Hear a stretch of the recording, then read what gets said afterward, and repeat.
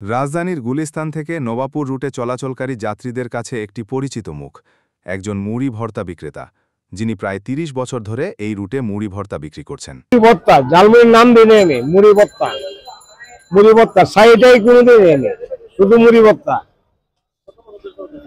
৩০ বছর।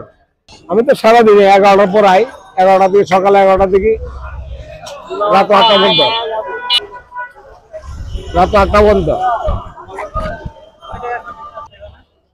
20 টাকা 40 টাকা ডিম, আর ডিম দিয়ে আর শুধু মুড়ি বাস। 20 টাকা মশলা দিয়ে মুড়ি আর ডিম দিয়া 40 টাকা। অন্য আইটেম বাড়াই না, পারলে পারি কিন্তু পরিশ্রম কারণ আছে। সব মুড়ি কি আর সবার নেই, অনেক মুড়ি আছে কিন্তু সবার কাছে যাইবে না, তো হাত বুঝিয়ে হইব।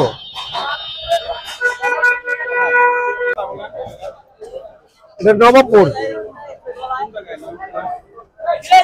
নবাবপুর এটা কত 26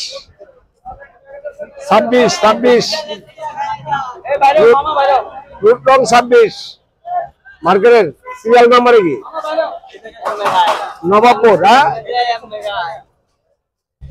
হ্যাঁ এই জায়গায় সবসময়।